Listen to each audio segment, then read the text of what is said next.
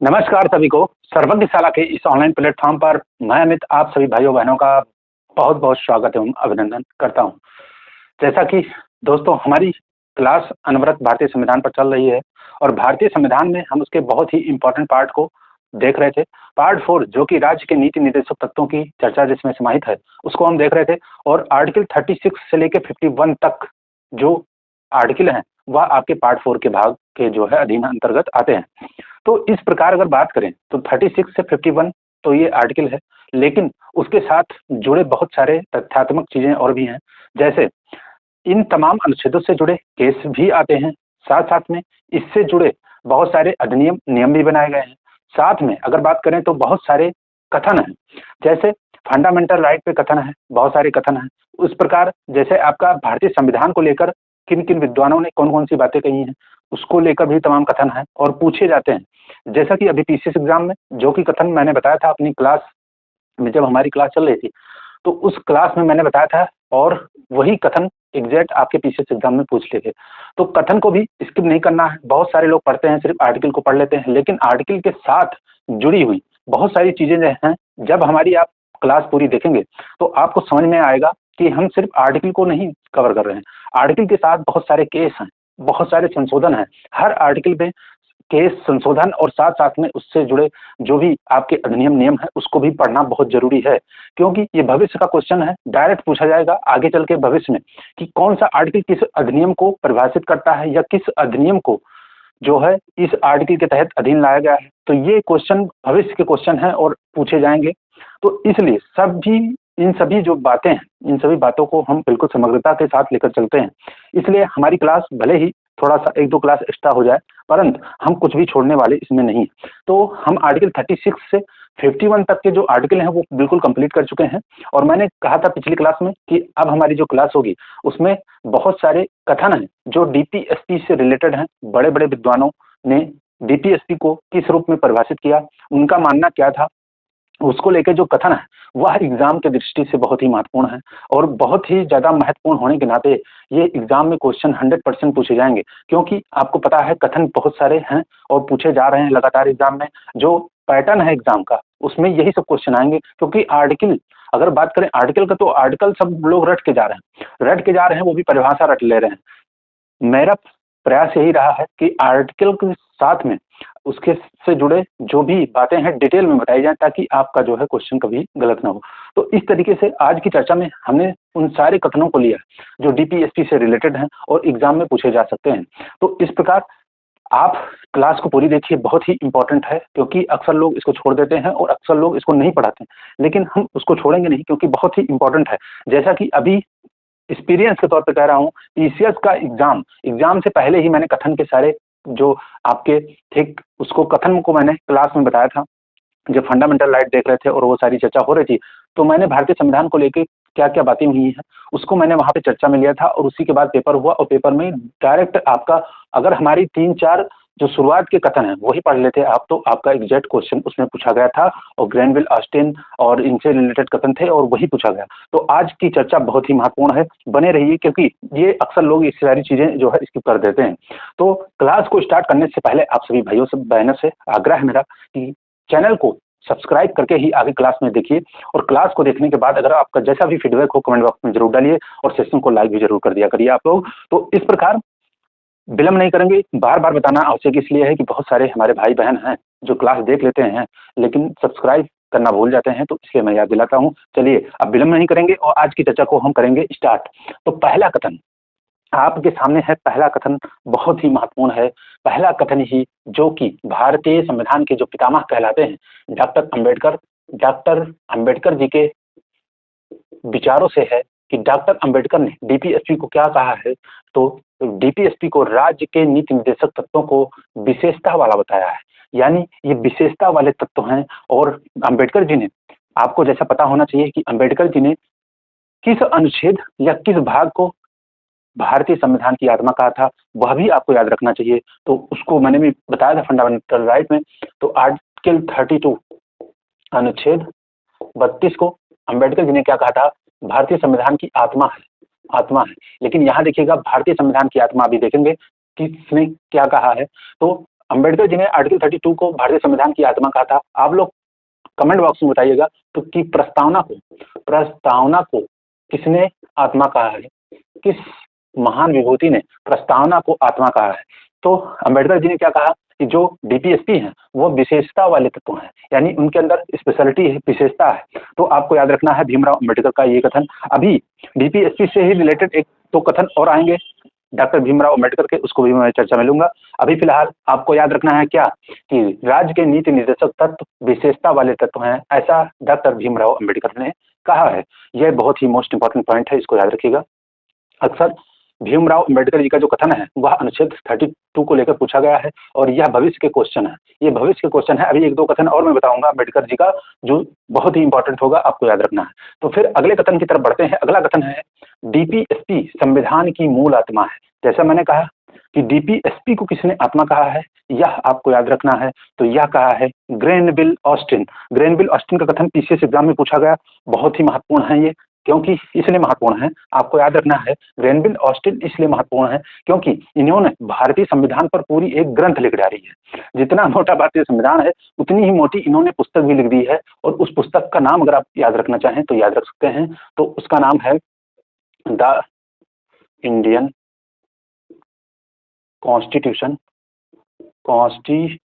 Constitution corner stone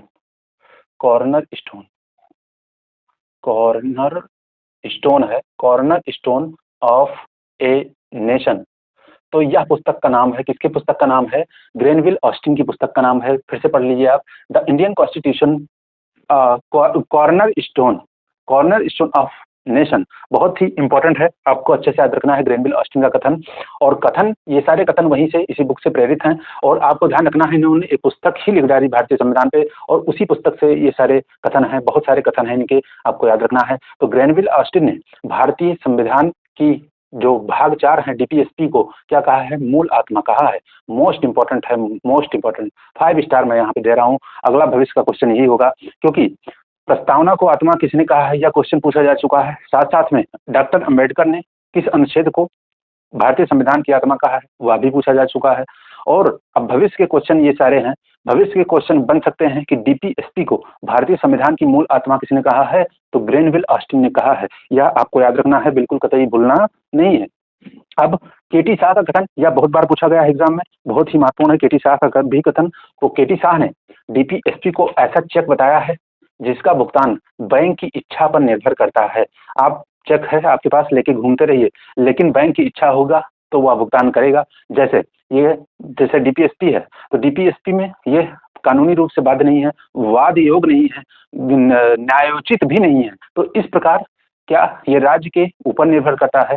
तो यहाँ पे बैंक की संज्ञा किससे है? बैंक की संज्ञा ली गई है राज्य के ऊपर, यानी राज्य का कर्तव्य होगा कि वह ऐसा करेगा, उसकी बाध्यता नहीं है। तो इस प्रकार डीपीएसपी को एक ऐसा चेक बताया है जिसका भुगतान बैंक की इच्छा पर है, यानी सरकार की इच्छा, राज्य की इच्छा पर है इस चेक को भुगतान करे या न करे। तो आपको ध्यान रखना है, यह केटी शाह ने कहा है, ये पूछा जा चुका है, क्वेश्चन पूछा जा चुका है, इंपॉर्टेंट है। ये भी सारे कथन इंपॉर्टेंट है, भविष्य के क्वेश्चन इसमें भरमार, इसमें जो है भरपूर है, आपको याद रखना है। फिर अगला जो कथन है कि लोगों के लिए उत्तरदायी कोई भी मंत्रालय संविधान के भाग 4 यानी डीपीएसपी में वर्णित जो प्रावधान है उनकी अवहेलना नहीं कर सकता।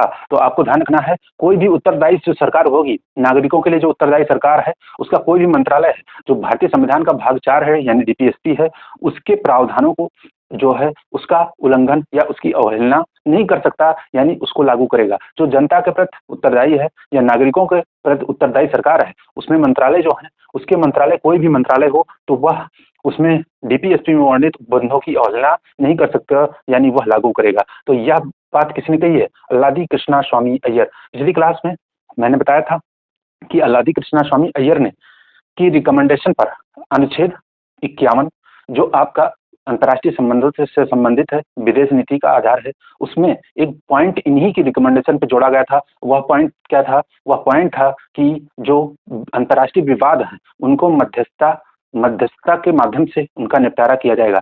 इस प्रावधान को अनुच्छेद 51 में अल्लादी कृष्णा स्वामी अय्यर के रिकमेंडेशन पर जोड़ा गया था, या पिछली क्लास में हमारी चर्चा हुई थी। तो चर्चा में आपको याद रखना है, सारी चीजें बहुत ही इंपॉर्टेंट होती हैं, ये सारे क्वेश्चन बनेंगे, आपको याद रखना है। तो अल्लादी कृष्ण स्वामी अय्यर ने कहा कि लोगों के लिए उत्तरदायी कोई भी मंत्रालय संविधान के भाग 4 में वर्णित उपबंधों की अवहेलना नहीं कर सकता। इसी प्रकार अगला कथन है कि लोकप्रिय मत पर कार्य करने वाली सरकार इसके लिए नीति बनाते समय, यानी किसके लिए, लोगों के लिए नीति बनाते समय डीपीएसपी की अवहेलना नहीं कर सकता। तो यह बात डॉक्टर अंबेडकर ने कही, और यह उसी प्रकार है जिस प्रकार कृष्णा स्वामी अय्यर का जो कथन था कि आपका लोगों के लिए उत्तरदायी कोई भी मंत्रालय भारतीय संविधान के भाग 4 में वर्णित उपबंधों की अवहेलना नहीं कर सकता। अल्लादी कृष्णा स्वामी अय्यर ने बात कही। उसी प्रकार डॉक्टर अंबेडकर ने कहा कि लोकप्रिय मत पर कार्य करने वाली सरकार इसके लिए नीति बनाते समय, किसके लिए, लोगों के लिए नीति बनाते समय डीपीएसपी की अवहेलना नहीं कर सकता, यह डॉक्टर अंबेडकर ने कही है। तो मोस्ट इंपॉर्टेंट हैं ये सारे कथन, आपको ध्यान रखने हैं। आपका ग्रैनविल ऑस्टिन की पुस्तक का नाम भी आप याद रख सकते हैं, इंपॉर्टेंट हो सकता है, पूछा जा सकता है। अब अगर बात करें अगले कथन की तरफ, तो थोड़ा सा नीचे है, आपको हो सकता न दिख रहा हो, मैं लिखने की कोशिश कर रहा हूँ, आप पढ़ते चलिएगा। तो अगला जो कथन है वह है केटी शाह का, यही कथन है। तो केटी शाह ने डीपीएसपी को अतिरेक कर्मकांडी बताया है। क्या बताया है, कर्मकांडी बताया है। किसने बताया है, केटी शाह ने। वही केटी शाह जिन्होंने डीपीएसपी को यह भी कहा कि एक ऐसा चेक है जिसका भुगतान बैंक की इच्छा पर है। तो इसी प्रकार डीपीएसपी को अतिरेक कर्मकांडी तत्व भी बताया है, किसने, केटी शाह ने। एक बहुत ही अच्छा है, बहुत ही इंपॉर्टेंट कथन है, और अभी तक यह कथन पूछा नहीं गया, बहुत ही इंपॉर्टेंट है, इसको भी याद रखिएगा। एक कथन नसरुद्दीन है, इनका कथन है, ये सिद्धांत, कौन से सिद्धांत, डीपीएसपी के सिद्धांत, ये सिद्धांत 9 वर्ष प्रस्ताव, ये क्या है, 9 वर्ष प्रस्ताव। जैसे नए वर्ष पर आप लोग रेजोल्यूशन बनाते हैं ना कि आज से मेरा जो है टाइम टेबल बदल जाएगा, मैंने रेजोल्यूशन आज से मैंने जो है पढ़ाई करनी है, सुबह अर्ली मॉर्निंग उठना है, टाइम टेबल हमारा बदल जाएगा, यानी रेजोल्यूशन जो लेते हैं हम लोग, उसी प्रकार इन्होंने बताया है, जो है नसरुद्दीन शाह नहीं है, नसरुद्दीन है। तो ये सिद्धांत 9 वर्ष प्रस्तावों की तरह है, जो जनवरी में टूट जाते हैं, जैसे आप लोग करते हैं उसी प्रकार जो जनवरी में टूट जाते हैं। यानी डीपीएसपी जो है वह किस प्रकार का है, 9 वर्ष की प्रस्तावों की तरह है। नसरुद्दीन है, तो नसरुद्दीन ने कहा है। तो डीपीएसपी 9 वर्ष के प्रस्तावों की तरह है जो जनवरी में टूट जाते हैं। तो यह कहा किसने, नसरुद्दीन ने कहा है। और यह उसी प्रकार का है जैसे रेजोल्यूशन नए वर्ष पर आप लोग उठाते हैं कि आज से हम ये करेंगे, नियमित पढ़ाई करेंगे, नियमित व्यायाम करेंगे, अर्ली मॉर्निंग उठेंगे, आज से मैसेंजर पे बात नहीं करेंगे, फेसबुक यूज कम करेंगे, ये सारी बातें जो आप रेजोल्यूशन लेते हैं, उसी प्रकार का यह है कि डीपीएसपी जो है 9 वर्ष प्रस्तावों की तरह है जो जनवरी में टूट जाते हैं। तो यह किसने कहा, नसरुद्दीन ने। बहुत ही इंपॉर्टेंट कथन था, तो यह भी आपको याद रखना है, भूलना नहीं है। अब अगर बात करें, आगे बढ़ें, तो आगे हमारे पास अगला कथन जो है 8 नंबर का, 7 कथन हो चुके हैं। ये आपका था 6वां कथन, ये था आपका 7वां कथन। अब 8वें कथन की बात करें तो 8वां कथन है, संविधान सभा की भावनाओं का अस्थायी कूड़ाघर है। क्या अस्थायी कूड़ाघर है, डीपीएसपी को बताया कि संविधान जो सभा थी उसके भावनाओं का अस्थायी कूड़ाघर है, यानी कूड़ाघर बोल दिया। इसको किसने बोला है, टीटी कृष्णामाचारी ने बोला है। बहुत ही इंपॉर्टेंट है, यह भी सारे कथन बहुत महत्वपूर्ण है, आगे भविष्य के प्रश्न हैं, ये भविष्य के प्रश्नों हैं, तो प्रश्नों को अभी से हल करते चलिए ताकि भविष्य में कोई प्रॉब्लम ना हो। तो संविधान सभा की भावनाओं का अस्थायी कूड़ाघर कह दिया टीटी कृष्णामाचारी ने। अब अगला कथन देखिए, अगला कथन है लक्ष्य एवं आकांक्षाओं का घोषणा पत्र है। डीपीएसपी जो है वह लक्ष्य एवं आकांक्षाओं का घोषणा पत्र है, केसी हुयर ने कहा है। और एक बात ध्यान रखिएगा, 2-3 अंग्रेज हैं जो भारतीय संविधान पर उनकी टिप्पणी को हमेशा एग्जाम में पूछा जा रहा है, जैसे केसी हुयर हुए, ग्रेनविल ऑस्टिन हुए, इनका प्रश्न अभी पीसीएस में भी पूछा गया है। और आप प्रश्न उठा के अगर देखेंगे प्रीवियस ईयर के, तो उसमें लगातार क्वेश्चन पूछे गए हैं। तो ये बात आपको ध्यान रखनी है, ऐसा नहीं है कि हम इसको बता रहे हैं तो यहाँ इंपॉर्टेंट नहीं है, ये बहुत ही important. KC Wheare, Ivor Jennings और आपके ग्रेनविल ऑस्टिन, ये 3-4 ऐसे विद्वान हैं जिनका कथन आपको बहुत अच्छे से याद रखना है, क्योंकि ये लगातार पेपर में पूछे जा रहे हैं। तो लक्ष्य एवं आकांक्षाओं का घोषणा पत्र है, केसी हुयर ने कहा, यह बात आपको याद रखनी है। अब बात करें आगे, तो आगे जो कथन है उसको डीपीएसपी को कर्मकांडी आकांक्षा कहा है।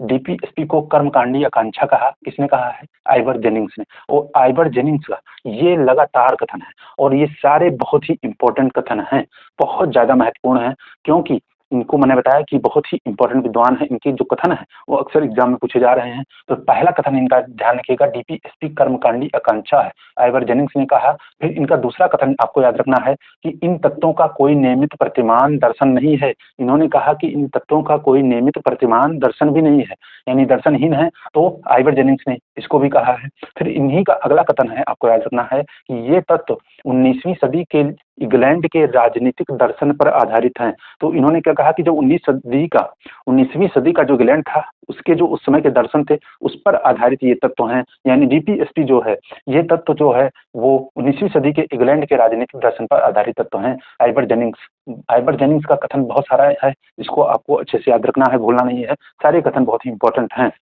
अगर बात करें तो फिर अगर हम देखते हैं अगला कथन, अगले कथन की बात करें तो अगला कथन भी आइवर जेनिंग्स का है। आइवर जेनिंग्स ने कहा, सिडनी वेब और ब्रिटिश वेब के भूत देखिए कितना हास्यास्पद कथन है इनका। इन्होंने कहा कि सिडनी वेब और ब्रिटिश वेब के भूत इस पाठ के पृष्ठों में प्रवेश कर गए हैं। इस पाठ का यहाँ तात्पर्य है डीपीएसपी, यानी डीपीएसपी के पाठ के पृष्ठों में कौन घुस गया है? वह सिडनी वेब और ब्रिटिश वेब के भूत घुस गए हैं। तो यह भी याद रखना है, आइवर जेनिंग्स का कथन है। फिर अगला कथन है, ये तत्व भारत में 20वीं सदी के मध्य ज्यादा उपयोगी होंगे, लेकिन 21वीं सदी के मध्य उपयोगी नहीं होंगे। यह भी कथन आइवर जेनिंग्स का है, यह भी कथन आइवर जेनिंग्स का है। तो आइवर जेनिंग्स के कितने कथन हो गए? 1 2 3 4 5 कथन हो गए। अब अगला छठे कथन की तरफ बढ़े आइवर जेनिंग्स का। तो आइवर जेनिंग्स ने छठवां कथन जो कहा है उसको याद रखिएगा।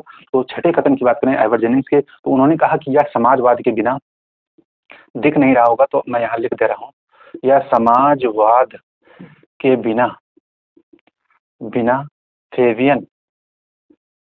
फेवियन समाजवाद है, समाजवाद है। यह भी किसने कहा? Ivor Jennings. तो आइवर जेनिंग्स का यह भी कथन आपको याद रखना है। फिर बात करें तो आइवर जेनिंग्स के 6 कथन आपको बहुत ही महत्वपूर्ण है, इसको याद रखना है। अब अगर अगले कथन की तरफ बढ़े तो अगला कथन आपको याद रखना है, वह है के संथानम का, बहुत ही इंपॉर्टेंट कथन है। यह भी सारे कथन बहुत ज्यादा महत्वपूर्ण है, आपको एक एक कथन रटे होने चाहिए। भविष्य के प्रश्न हैं, ये भविष्य के प्रश्न हैं। आज आप इसका अभ्यास कर लेंगे तो भविष्य में दिक्कत नहीं आएगी। और मैंने बताया नहीं, 3-4 अंग्रेज हैं, इनका नाम तो आपको कतई भूलना नहीं है। कौन कौन से? ग्रेनविल ऑस्टिन, आइवर जेनिंग्स और ये आपके जो केसी हुयर हैं। इनके सारे कथन बहुत एग्जाम में पूछे जा रहे हैं, तो इसको आपको ध्यान रखना है, क्योंकि ग्रेनविल ऑस्टिन की बहुत बड़ी पुस्तक है भारतीय संविधान पर, उसको आपको उसी के अनुरूप महत्ता दी जाती है इनके कथनों को, तो आपको ध्यान रखना है। अब के संथानम का कथन है, के संथानम का कथन भी आपको याद रखना है। क्या कथन इनका? तो इन तत्वों से केंद्र व राज्य के मध्य, केंद्र व राज्य या राज्य स्टेट प्रांत वाला राज्य है, ध्यान रखिएगा। इन तत्वों से केंद्र व राज्य के बीच फिर इन्होंने कहा कि राष्ट्रपति और प्रधानमंत्री के बीच, राष्ट्रपति एवं प्रधानमंत्री के बीच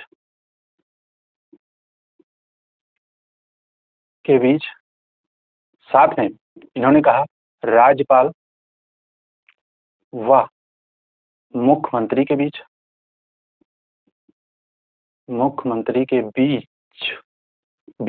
क्या है?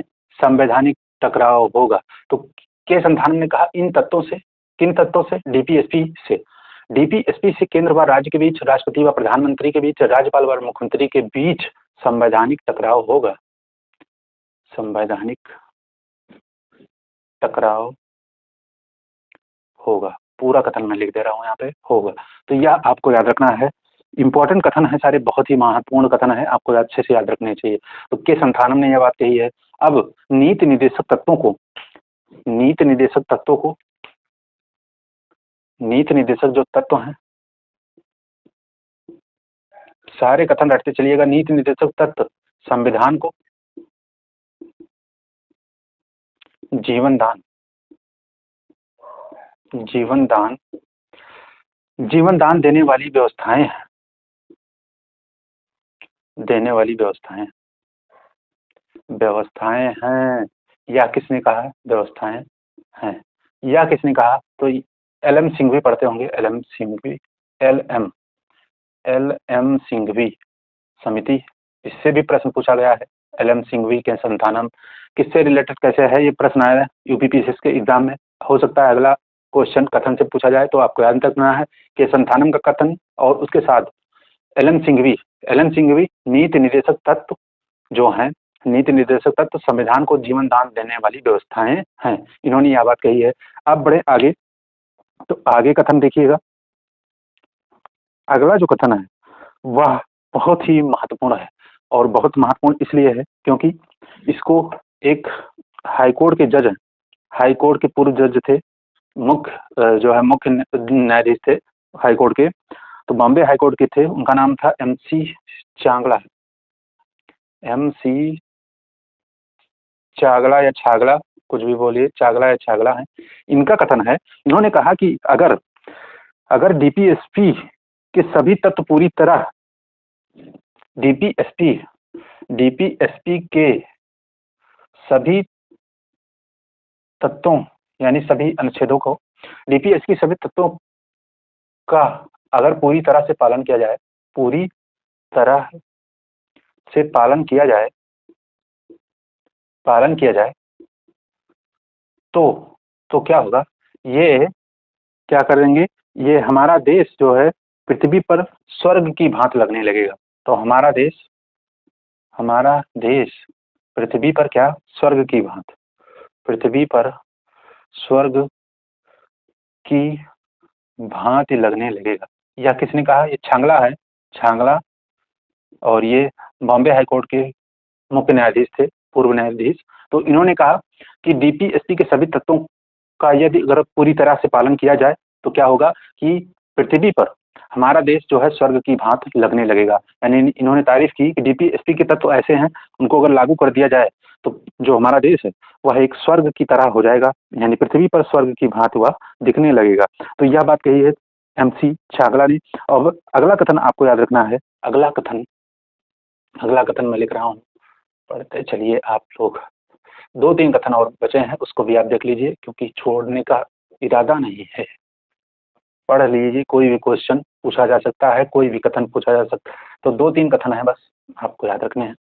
जैसे डीपीएसपी का बहुत बड़ा मूल्य है, लिख रहा हूँ यहाँ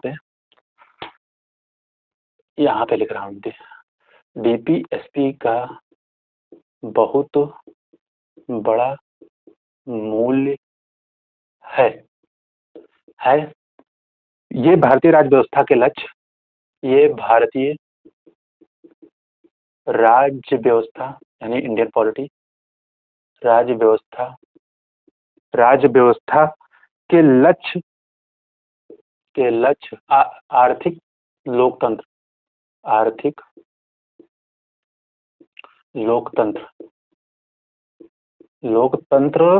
को निर्धारित करते हैं, जैसा कि राजनीतिक लोकतंत्र में प्रकट होता है। तो लक्ष्य आर्थिक लोकतंत्र को निर्धारित करते हैं।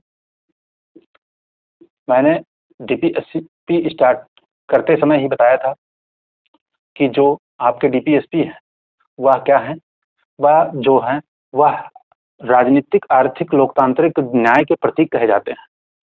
मैंने पहले ही क्लास में बताया था, तो याद रखिएगा। उसी अनुरूप यह कथन है कि डीपीएसपी का बहुत बड़ा मूल्य है, ये भारतीय राज्य व्यवस्था के लक्ष्य आर्थिक लोकतंत्र को निर्धारित करते हैं, जैसा कि राजनीतिक लोकतंत्र में प्रकट होता है, जैसा कि राजनीतिक लोकतंत्र में प्रकट होता है। तो यह कथन है, किसका कथन है? यह कथन है, किसका कथन है? किसका है भाई, किसका है? तो जिसका भी है उसका नाम देखिए। तो इसका नाम बिल्कुल परिचित होंगे, डॉक्टर अंबेडकर। तो अंबेडकर का तीसरा कथन डीपीएसपी से रिलेटेड, कभी आपने अंबेडकर के कथनों को पढ़ा है क्या डीपीएसपी से रिलेटेड? नहीं पढ़ा होगा। सिर्फ एक कथन आपको याद रखते होंगे आप लोग, याद होगा या पढ़े होंगे कि जो डॉक्टर अंबेडकर साहब हैं उन्होंने भारतीय संविधान के अनुच्छेद 32 को संविधान की आत्मा कहा है। इतना ही शायद पढ़े होंगे, अगर पढ़े हैं तो बहुत अच्छी बात है। मुझे लगता है नहीं पढ़े होंगे, क्योंकि अक्सर लोग नहीं पढ़ाते हैं, छोड़ देते हैं। तो डॉक्टर अंबेडकर ने कहा कि डीपीएसपी का बहुत बड़ा मूल्य है, ये भारतीय राज्य व्यवस्था के लक्ष्य आर्थिक लोकतंत्र को निर्धारित करते हैं, जैसा कि राजनीतिक लोकतंत्र प्रकट होता है। और इसको आपको एक कथन अंबेडकर का इसी साथ मैं बता देता हूँ। जैसे अंबेडकर ने कहा कि डीपीएसपी की कोई भी सरकार डीपीएसपी की कोई भी सरकार उपेक्षा नहीं कर सकती। कोई भी सरकार उपेक्षा नहीं कर सकती। और यदि करती है अगर, तो उसको चुनाव में नुकसान उठाना पड़ेगा। यह किसने कहा? यह भी अंबेडकर जी ने ही कहा है, डॉक्टर अंबेडकर। तो क्या कहा अंबेडकर ने कहा कि डीपीएसपी की कोई भी सरकार उपेक्षा नहीं कर सकती, यानी उसको ऐसा नहीं है कि उसको लागू ना करे या उसके जितने भी तत्व हैं उसकी उपेक्षा कर दे। तो उपेक्षा निगलेक्ट नहीं कर सकती कोई भी सरकार, और अगर ये करती है तो उसको चुनाव में क्या नुकसान उठाना पड़ेगा। तो ये बात आपको ध्यान रखनी है चुनाव में। और आजकल की जो पार्टियां हैं, राजनीतिक पार्टियां हैं, वो चुनाव में यही करती है। जो डीपीएसपी के आर्टिकल में जो प्रावधान है उनको मद्देनजर रखते हुए जो है बहुत सारी मुफ्त सेवा लागू कर देगी, और वो चुनावी एजेंडे के रूप में सक्सेसफुल एजेंडा बन जाता है। हालांकि इसको 5 वर्ष चुनाव के समय ही नहीं, 5 वर्ष ये नीति निर्देशक तत्वों को ध्यान में रखते हुए सरकार को कदम उठाना चाहिए, ताकि एक कल्याणकारी राज्य के रूप में, वेलफेयर स्टेट के रूप में देश रह सके। क्योंकि डीपीएसपी का लक्ष्य ही है, यही है। क्या है डीपीएसपी का लक्ष्य? एक कल्याणकारी राज्य की स्थापना करना। तो 5 वर्ष यानी चुनाव के समय ही नहीं, डीपीएसपी का ध्यान हमेशा रखना चाहिए। तो यह बात आपको ध्यान रखनी है। तो अंबेडकर जी के ये सारे कथन हो गए। अब 1-2 कथन आपको याद रखना है। एक और मैं बता दूं, उनका जो है ग्रेनविल ऑस्टिन का, तो जिसमें ग्रेनविल ऑस्टिन ने कहा कि डीपीएसपी का लक्ष्य जो है, लक्ष्य क्या है? डीपीएसपी का जो लक्ष्य है, सामाजिक क्रांति एवं आवश्यक शर्तों को स्थापित कर, सामाजिक क्रांति एवं आवश्यक शर्तों को स्थापित कर, सामाजिक क्रांति एवं आवश्यक शर्तों को स्थापित कर, आवश्यक शर्तों को स्थापित कर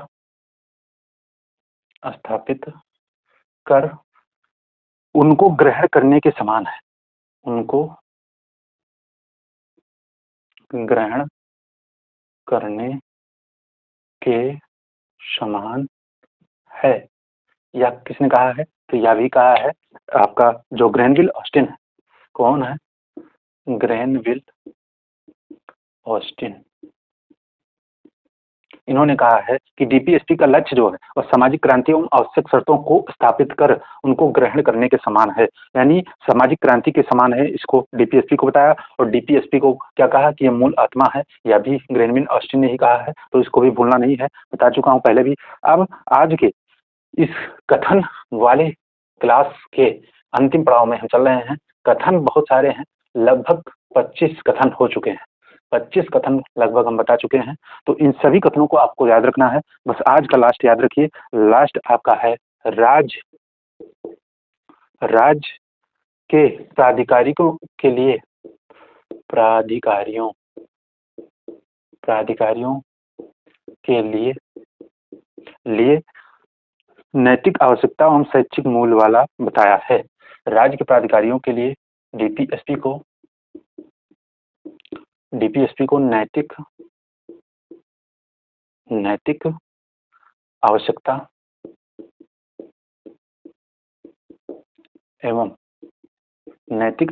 एवं शैक्षिक मूल्य वाला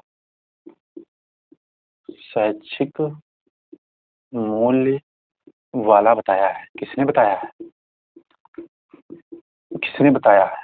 उन्होंने ही बताया है, जिन्होंने अधिकार को व्यक्तिगत अधिकार को दो भागों में न्यायोचित और गैर न्यायोचित के रूप में स्थापित करने, भारतीय संविधान में रखने की रिकमेंडेशन की थी।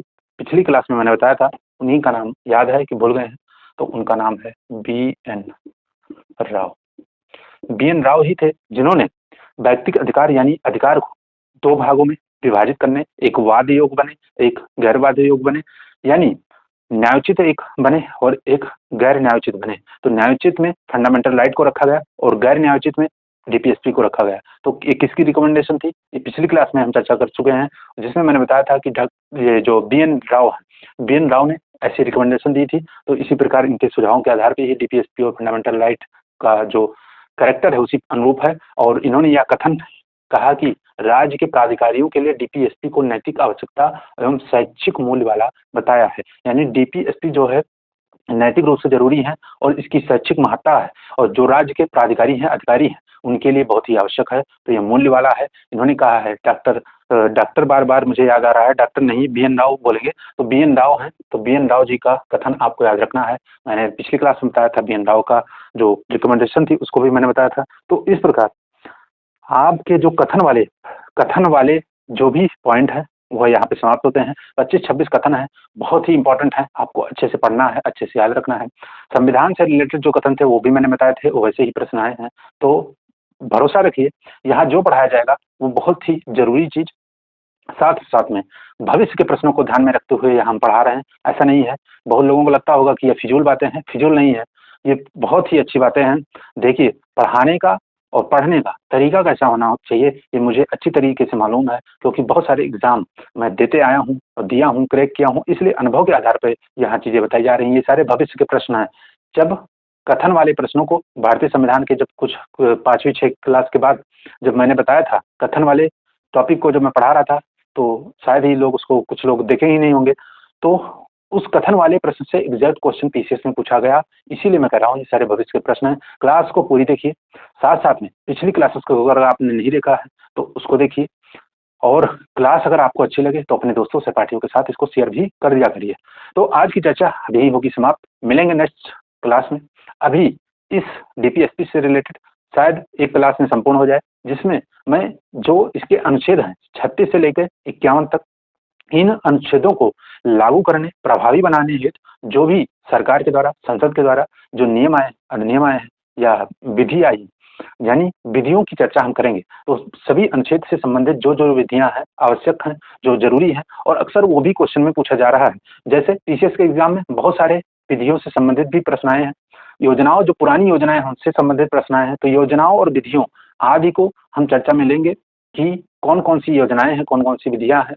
योजनाओं को ज्यादा नहीं लेंगे क्योंकि योजनाओं अलग टॉपिक हो जाता है, लेकिन 1-2 योजनाएं उसमें बता देंगे। बाकी विधियां हैं, जो मेन लॉ है, जो लॉ बनाए गए हैं इसको इम्प्लीमेंट करने के लिए, उसकी चर्चा जरूर हम करेंगे। तो अगली क्लास होगी वह हमारी इसी विधियों पे, यानी लॉ जो है इससे संबंधित है, उस पर होगी। तो आप मिलेंगे नेक्स्ट क्लास में। तब तक के लिए आप सभी भाई बहनों को राधे राधे, जय श्री कृष्णा।